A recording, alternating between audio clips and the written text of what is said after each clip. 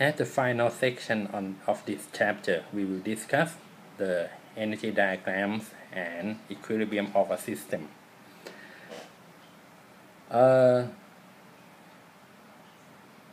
If we look at the definition, not definition, but the relation between the conservative force, for example, in one dimension, and the potential energy,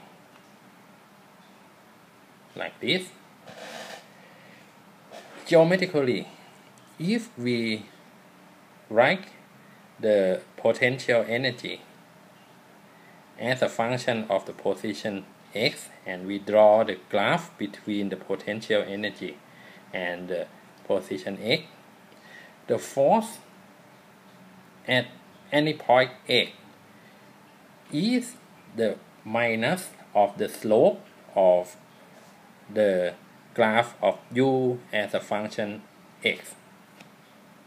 So we have that this is a minus of the slope of the graph of u as a function of x. Okay.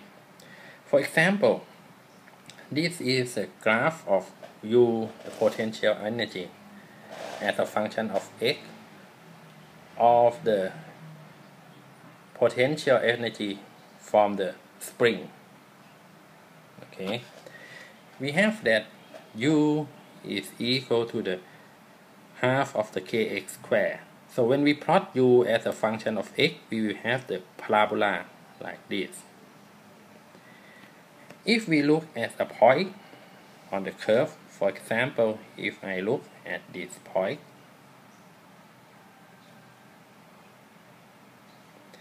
you can see that the slope of the curve is positive.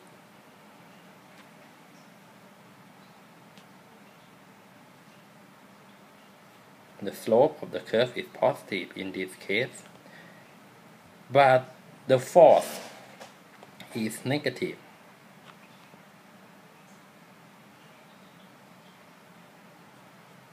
Okay, and this follows the property of the force from the spring. You can see that if you if you pull the spring away from the equilibrium point, it means that the position of the object is about here, and the force from the spring will try to push it back to the equilibrium point. If you draw the graph, the slope is positive, but the force is a minus of the slope, so the force will point back to the equilibrium point. Also, at this point, if you look at this point, you will have that the force from the spring will try to push the object back to the equilibrium point. So when you look at the graph of the potential energy as a function of the position, you can have the direction of the force at those positions. Okay. At the equilibrium point, if we look at the equilibrium point at this point,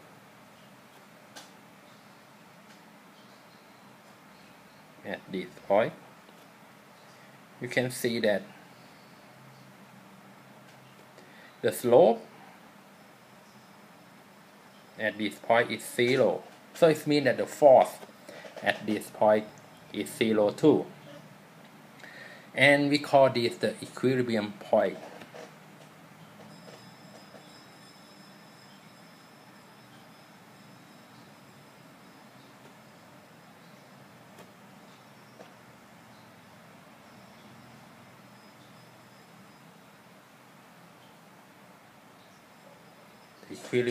The equilibrium point.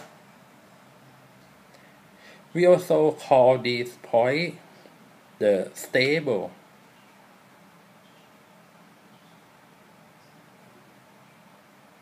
equilibrium point, in the sense that if you look at this figure, at this point the force from the spring is 0.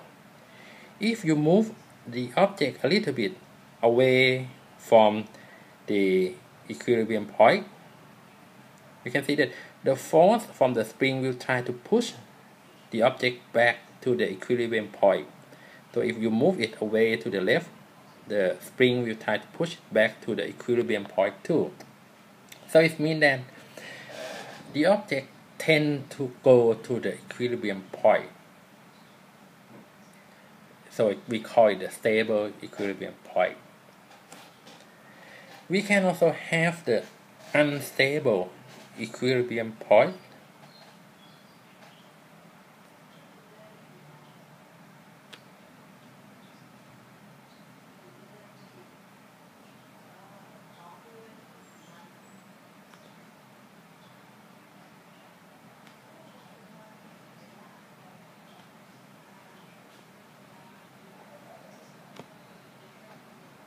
Unstable equilibrium point. For example, this point, if we have the potential energy that follow this curve, you can see that this point, the slope is equal to 0. So we also say that this is the equilibrium point. However, if you move a little bit away from the equilibrium point, you can see that at this point the slope is positive, which means that the force will point to the left. Also, if we look at this point,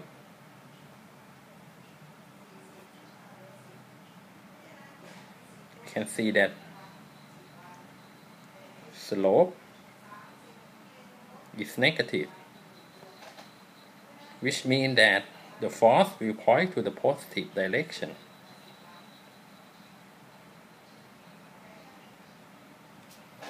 It means that, okay, you may have this point as the equilibrium point,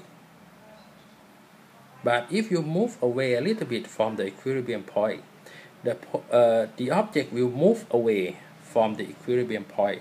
So this equilibrium point is unstable in the sense that the particle is not tend to go to the equilibrium point. Okay, so this is the, you can tell where is the equilibrium position of the system by looking at the graph of the potential energy as a function of the position. This is very important because in many systems you can predict where should be the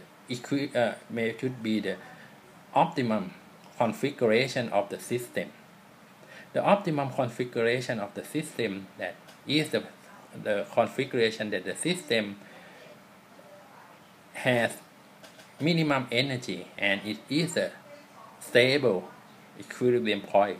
If it's not stable, it may be the system has the highest energy. There is no force, but the system tends to go away from the unstable equilibrium point.